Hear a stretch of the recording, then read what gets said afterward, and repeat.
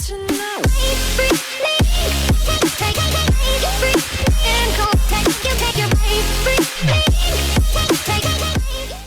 ตือนเนื้อหาในคลิปนี้อาจมีคำพูดที่หยาบคายและพฤติกรรมที่ไม่เหมาะสมผู้ชมที่มีอายุน้อยกว่า 18 ปีควรได้รับคำแนะนำจากพ่อจากแม่ของท่านด้วยนะจ๊ะจุกรูเราจะดึงออกหมดเลยบออีกเป็นไงล่ะของใหม่ผมไม่ยอมเลยเนี่ยพี่ยังไงผมก็ต้องเอาของใหม่เอาของเดิมเท่าเดิมด้วยนี่แหละมันนิ่มดีมึงลองแม่กูก่อนนิ่มดีโอ้ยพี่นิ่มอะไรพี่ดูโอเคครับผมก็กราบสวัสดีพ่อแม่พี่น้องชาวโคราชบ้านเองและชาวไทยทั่วประเทศทุกท่านนะครับผมก็ตอนนี้ก็อยู่ผมแชมเปี้ยนชาแนลนะครับผมก็คือวันนี้นะครับผมเราจะมาแกล้งนะครับผมที่หลายๆคนออกมาวันนี้เราจะมาแกล้งนะครับผมเด็กชายเวฟนะครับผมเด็กชายเวฟนะคือมันชอบห้าวผมไงผมก็เลยเดี๋ยวจะมาแกล้งมันไม่อยู่ครับผมมันออกไปข้างนอกครับผมเราจะมาแกล้งปาดเบาะนะครับผมเบาะเอกนาทองที่ราคาท้องตลาดประมาณเท่าบาทว่าราคาท้องตลาดอ่ะมา950เบาะเอกท้องตลาดอยู่ประมาณ950เนาะแต่นี่เรามีเบาะนี้ครับผมพอดีเบาะอันนี้เราจะไปปาดทำเบาะรถเชงไงทำเบาะรถเชงนะครับผมก็เลยเดี๋ยวผมจะมาปาดเบาะอันนี้แล้วเดี๋ยวจะเปลี่ยนก็คือเนี่ยคือเปลี่ยนเบาะอันนี้ออกนะครับผมเปลี่ยนเบาะอันนี้ออกแล้วเอาเบาะเนี่ยใส่แทนแล้วก็เอามีดกรีดแล้วเอาเรารอดูมันจะทำหน้าตายังไงแล้วรู้สึกยังไงนะครับผมเหมือนมันเพิ่งซื้อมาหรือเปล่าเนี่ยนะครับผมดิยังใหม่ๆเลยเบาะเอกนาทองนะครับผมโอเคเดี๋ยวผมขอกันแป๊บนึงนะครับโอเคครับผมโอเคก็นี่มาดูนี่ผมเมื่อกี้ผมได้ขันน็อตออกแล้วนะครับผมนี่ครับผมได้ขันน็อตออกแล้วนะครับผมจะขันออกเลยน็อตรถนี้ครับผมเดี๋ยวเราจะเอาเบาะอันนี้ไปซ่อนนะครับแต่ว่าเดี๋ยวผมเอาเบาะนี่ใส่ไปก่อนคือสำหรับใครที่อยากให้ผมแกล้งนะครับผมนี่ผมจัดให้แล้วแกล้งเด็กชายเวฟนะครับผมถ้าใครจำไม่ได้กับไอ้คนที่มันทุบไฟเบอร์ผมนั่นแหละไอ้คนนั่นแหละนี่มันออกไปข้างนอกแล้วผมก็มันยังไม่มาหรอกน่าจะรอสักพักว่ามันจะมานะครับดูมันเหมือนอยู่นี่เหมือนอยู่นะเว้ยนี่ผมส่วนบอสนี่นะครับผมเดี๋ยวผมจะเอาไปซ่อนนะครับโอเคเดี๋ยวไปหาที่ซ่อนกันก่อนไปเดี๋ยวเราไปหาที่ซ่อนกันมันดูกองๆว่ามันได้กี่คนขนาดนี้เอาไปในโอ่งวะเนาะเอาไปในโอ่งไหมไว้ในนี่เลยไฟของเครื่องเนี่ยผมมาดูเดี๋ยวเราจะไปในโอ่งนะครับผมก็คือตอนที่ว่ามันโวยวายตอนมันเครียดเดี๋ยวผมจะค่อยมาเฉลยที่หลังนะครับผมก็คือเอาไว้นี่ก่อนมันเห็นนั่นแหละนี่โคตรเปรี้ยวบอกเลยไปคัตเตอร์แม็กเดี๋ยวเอาคัตเตอร์ก่อนเนี่ยผมคัตเตอร์เนี่ยผมนี่คัตเตอร์แล้วผมเดี๋ยวเราจะกรีดเลยเอาตรงไหนก่อนดีวะแม็กกรีดยังไงนี่กรีดอะไรอย่ามึงจะปาดหมดเลยใช่ไหมต้องลึกเท่าไรไอ้กรีดเลยเนาะนี่มาดูใกล้อย่างงั้นนี่เอาออกไปเล่นเลยมาดูใกล้นี่เห็นไหมนี่คัตเตอร์จะขาดหักว่ะเดี๋ยวดูเสร็จนะครับผม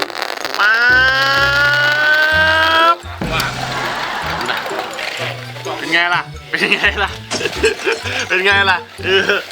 นี่ออกมาแล้วนี่ออกมาแล้วเรากี่นี่ครับผม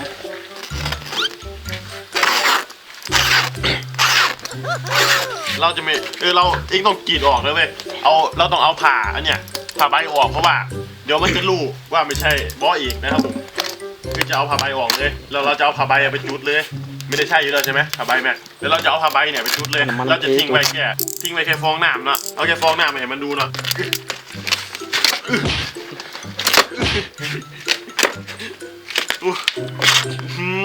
บอกตรงๆก็เด็กๆน้องๆหนูๆใครที่จะไปทำตามไปแกล้งเพื่อนนะผมก็เอาเป็นบอสธรรมดานะเพราะว่าอันนี้เอาบอสอีกอันนึงมาทำนะผมเพราะว่าบอสมันแพงเอาเป็นบอสที่ว่าพังแล้วอันนี้ก็คือบอสที่ว่าช่างแม็กจะเอาไปทำเอารถเชงนะผมก็เลยเอามาแกล้งมันก่อนนะครับเขาจะเอาทิ้งอยู่แล้วนะครับไม่ใช่ว่าไปหากรีดบอสเพื่อนกันเล่นนะตีกันไม่รู้เรื่องนี้นะทุกคนอันนี้พี่นั่นเรียบร้อยแล้วเอามาทำจริงๆนะครับแต่ว่ามันไม่รู้ไงมันไม่รู้ว่าเป็นไม่ใช่บอสมันไงเดี๋ยวผมจะกรีดตรงนี้ออกถ้าไม่กรีดออกมันจะเห็นว่าไม่ใช่บอสเอกนะครับผมกรีดแล้วเราจะเอาเนี่ยไปเผาทิ้งไม่มีใครรู้หรอกถ้าถอดออกเนี่ยนี่ครับผมเราต้องเก็บเศษซากด้วยนะเพราะว่าเดี๋ยวมันมาเห็นเราจะดึงออกหมดเลย บอเอกเป็นไงล่ะนี่มันจะมีนี่อยู่นี่เหมือนบอเอกมาดูดูใกล้ดินี่บอเอกเป็นไงล่ะมันจะมีนี่อยู่เนี่ยมองตรงโคตรเฟี้ยวเดี๋ยวนะครับให้ดูนุ่มอ่ะให้ดูท่าครับกว้างๆนิดเนี่ยบอเหลืองอ่ะมองตรงโดดนอนเป็นไงล่ะโดดนอนอ่ะอย่างเฟี้ยวอ่ะนุ่มอ่ะก็นุ่มเลยเว้ย รถอะไร ไอ้โยมมึงเอาไหมรถมึงอ่ะเดี๋ยวพี่ป่าเราให้ฮะเอาไหมรถมึงอ่ะ บอก นี่ โดนแกงหลายเลย เฮ้ยนี่มันหลอกได้ยังไงวะ เอาออกซะ ออกเลยวะลองคิดสภาพทุกคนนะถ้าทุกคนกลับมาเราเห็นเบาะตัวเองอยู่ในสภาพเลยทุกคนจะทำไงฮะมันเท่นะเว้ยมีบ่อนเปิดน้ำมันด้วยเนี่ยเปิดน้ำมันโดยไม่ต้องเปิดเบาะครับผมดูนอน ใจเย็น โอ้โหตัวคนแรงนะนัมเบอร์วันอยู่เนี่ยผมอันนี้เอาอยู่นะ เอา อันนี้ช่างแม่เข้าอยู่นะผมเราจะไปเผาแต่เราจะไปเผานี่เราจะเผานี่ไม่เอาโทรศัพท์ไปไหมวะ ไม่รู้ ฮะ เอาไป เดี๋ยวผมจะถ่ายบอสมันถ่ายให้มันดูนะครับผมแล้วมันจะได้รีบมาจะถ่ายก่อนแชะถ่ายแล้วผมทุกคนดูนี่ผมเช็ดเฟซไอเวฟนะผมนี่เด็กชายเวฟส่งไปแล้วนี่เดี๋ยวมันก็ต้องมาครับผมไม่รู้มันไปไหนโอเคเดี๋ยวผมเอานี่ไปเผากันทุกคนเผาไปไหนดีวะไปเผาข้างนอกเลยกันนะผมเพราะว่ามันเหม็นไปมันเดินไปหาเผาดีกว่านี่เผานี่เรามีกองเฟียงอยู่เรามีเฟียงฟางอ่ะกองฟางอ่ะตรงไหนตรงนี้เนาะ ทางนั้นเลย เราจะเผาให้เราให้มันมาดูว่าเหมือนเดิมอ่ะเหมือนไอโยมันโดนนะครับผมแม่งอากาศยิงร้อนอยู่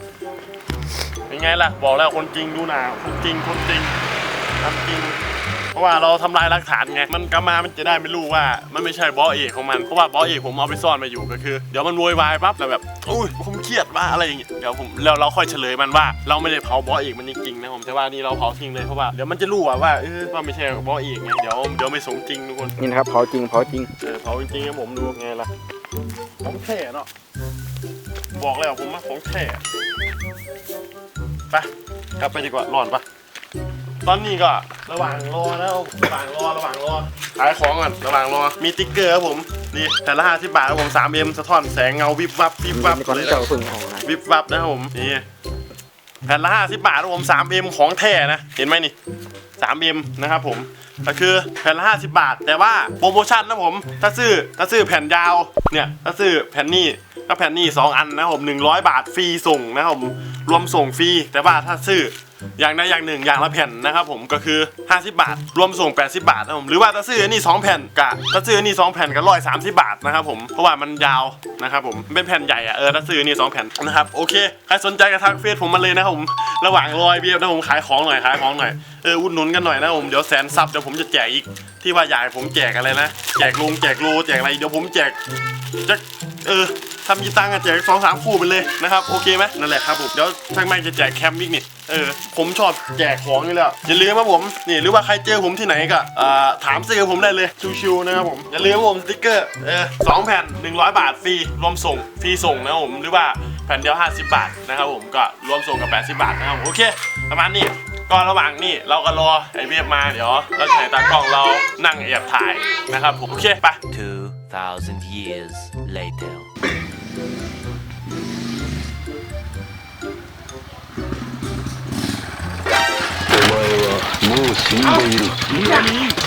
อะไรเนี่ยมาทำอะไรกับรถถอยเนี่ยอะไรเนี่ย อะไร อะไรบอกก่อนคือเป็นอย่างงี้ เอาอะไรเบาไง โอ้บอกข่อยซื้อมาหนึ่งแพงได้ไปเชี่ยมบอกข่อยจะเก็บตังค์ได้ต้องมาทำอะไรแบบนี้โอ้เจ้าว่าจะถูกๆเหรอวะ ถ่ายกิ๊กแกง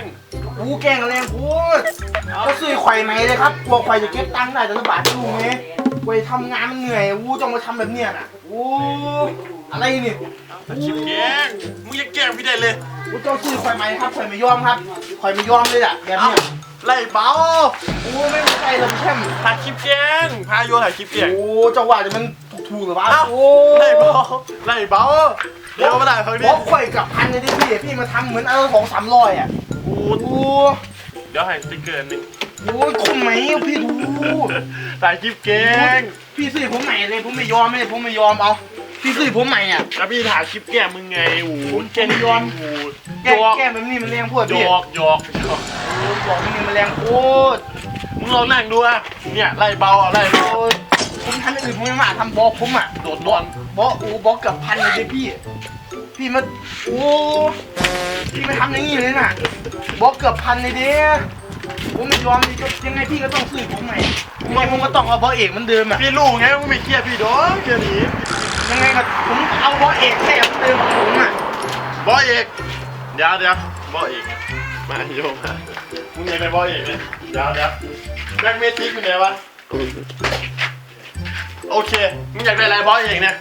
ตามมา แค่เท่านั้นครับบอสผมจำราคาได้ประมาณ950บาทที่ผมซื้อ ออก อะไรนี่อู้พี่ผมไม่จะลกดิพี่ อ้าวมึงต้องการอะไรอีกแท้ อู้พี่ผมไม่จะลกพี่ผมต้องการบอผมคืนพี่อู้พี่บอผมแพงพี่อู้พี่มาทำแบบเนี้ย เยอะเอกแท้ อู้ผม ไหนมาเดินฝั่งนี้อ้าวพี่ตลกเนาะเป็นไงทุกคนเอกแท้เอกแท้ไหม นี่บอผมนี่นี่ผมใหม่ผมไม่ยอมอ่ะ เอานี่ไงเอกแท้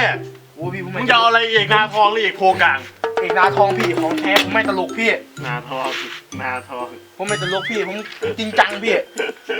บอกผมอุตส่าห์เก็บตังค์ตั้งนานพี่กว่าจะได้แต่ละบาทนะพี่ นาทอง ทำงาน ยอด ก็ได้แค่300 เอกนาทองเอกแท้นาทองของแท้ไหมเนาะ ของแท้ของแท้ ของแท้ดิ ทำงานแต่ละบาทพี่มาทำแบบนี้นี่พี่ว่าจะบอกละ200-300หรอวะ ตังหนาเมียตังหนา 200-300ผมไม่ว่าหรอกอันนี้มันเกือบพันเลยพี่50 บาทมันเกับ1,000หรอก มึงซื้อมาใช่ไหม อะไรนี่ยังไงผมก็ต้องได้ใหม่พี่ผม หย ไม่ อก ม หยอกพี่หยอกเนี่ยพี่เผาทิ้งแล้ว โอ้โหหยอกแรงพูด ทุกคนมันเดินไม่ดูแล้วทุกคนมันเดินดูแล้วตอนนี้มันยังไม่รู้นะว่าเป็นบล็อกปลอมที่ผมเอามาทำแกล้งเห็นไหมมันไปดูแล้วมันคิดว่าเป็นอันนั้นจริงๆเอาเผาทิ้งเราไง แกกี่บอกผมบอกเลยดิ กี่รอเลยเนี่ยโอ้ยเจ๊รอดูด่ามันโยดูด่า โอ้แกกี่แกซื้อผมใหม่ผมไม่ยอมเลยเนี่ยพี่ยังไงผมก็ต้องเอาของใหม่อะเอาของเดิมเท่าเดิมด้วย นี่แหละมันนิ่มดีมึงลองนั่งกูก่อนนิ่มดี โอ้ยพี่นิ่มอะไรพี่ดู เติมน้ำมันง่ายนี่เติมน้ำมันหมุนปั๊บ ไม่ใช่พี่ไม่ใช่หรอกไม่ใช่ เขา หร เรีย อก กว่าไล่เบาน้องเนี่ยไล่ เบา เบา เลยพี่ตังค์ในกระเป๋าผมเบาแล้วตอนเนี้ยบอกผมพี่ ไล่เบา 950 บาทพี่ ไล่เบา